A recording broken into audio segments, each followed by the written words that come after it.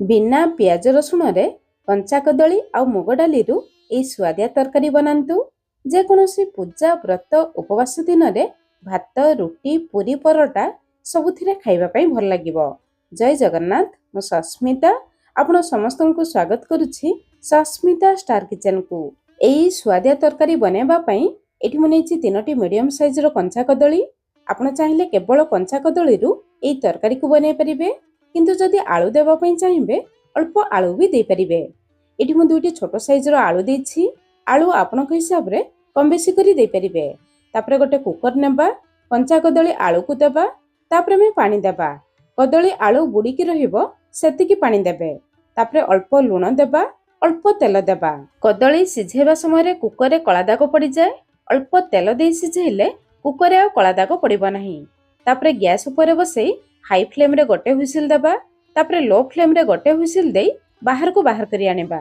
सेई भितरे चलंतु तरकारी पे गोटे मसला बनेबा।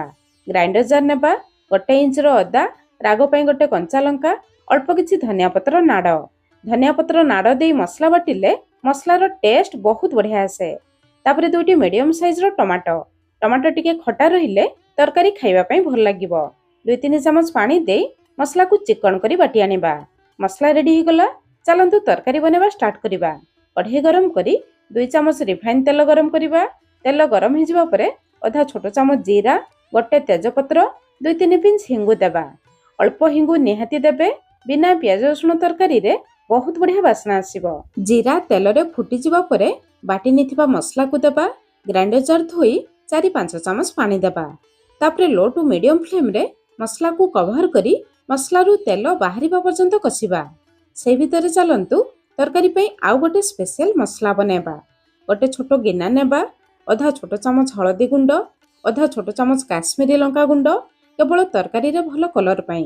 राग पे आमे कंचा लंका देथिले। आधा छोट चमच जीरा गुंड, गोटे छोट चमच धनिया गुंड। धनिया गुंड अधिक देबे। आधा छोट चमच गरम मसला गुंड, बस एतिकी गुंड मसला। ता सहित गोटे छोट चमच कसूरी मेथी पत्र जदि थिबो निहाती देबे, बहुत बढ़िया बासना आसीबो। ता सहित 2 बड़ चमच फ्रेश दही। दही देले तरकारी रो टेस्ट आउ ग्रेवी रो टेक्सचर बहुत बढ़िया आसे। जदि आपण माने दही खाउ नथुबे, दही पसंद कर नथुबे, ताहले दही बदल रे केवल पानी देबे। ता सहित 2-3 चमच पानी देई मसला रो घोल पानी बनेबा। मसला को एमिति घोल पानी करिकि देले तरकारी रे गुंड मसला रो टेस्ट बढ़ी जाए। ता छडा गुंड मसला तेल रे पड़ी जाय न थाए। स्पेशल मसला मो रेडी हो गला। एपटे चलंतु टमाटो मसला को चेक करिबा। 4-5 मिनिट परे एठी देखंतु मसला ऊपर को तेल आसी गलानी। एमिति मसला रु तेल बाहरिबा पर्यंत भलो भाबरे कसी नेबे। एबे आमे गैस रो फ्लेम पूरा लो रखिबा। गळे रखितिबा दही मसला को देबा। गिना धोई 2-3 चमच पानी देबा। दही मसला देबा समय रे गैस रो फ्लेम पूरा लो रखी लगातार घांटीबे। दही मसला रे जमा भी फाटिबो नाही। लो फ्लेम रे 2-3 मिनिट घांटीबा परे देखिबे धीरे धीरे मसला फुटिबा स्टार्ट हेबो। मसला एमिति फुटी आसिले तापरे मीडियम फ्लेम रे आमे मसला को कसिबा। एई समय रे आमे तरकारी रे झोल पई लूण देबा। तापरे मीडियम फ्लेम रे मसला को कवर करी मसला रु तेल बाहरिबा पर्यंत भलो भाबरे कसी नेबा। सेई भितरे चलंतु सिझाई रखितिबा कंचा कदली आलू को चेक करिबा। देखंतु कदली आ आलू हमरो भलो भाबरे सिझी जाईछि। एबे आमे बाहर को बाहर करी आनिबा। एठी देखंतु कदली सिझेबा समय रे अल्प तेल देथिले बोली कुकर रे जमा कला दाग लागि नाही। कुकर पूरा क्लीन अछि। तापरे कदली ठंडा हे जिबा परे कदली रु चोपा बाहर कर नेबा। आलू रु समिति चोपा बाहर करी मझिरु 2 फाळ करी काटी नेबा। जेहेतु छोट आलू नै थिले मझिरु 2 फाळ करी काटी नेबा। सेपटे चलंतु 3-4 मिनिट परे मसला को चेक करिबा। देखंतु मसला ऊपर को तेल आसी जाईछि। मसला पूरा दानादार हे जाईछि। मसला को भलो भाबरे कसी नेबे। मसला कसी जिबा परे सिझाई रखितिबा आलू को मसला सहित देई आ 1-2 मिनिट पर्यंत कसी नेबा। जहा द्वारा आलू मसला सहित भलो भाबरे कसी जिवो। तरकारी रे खाइबा पई भल लागिवो।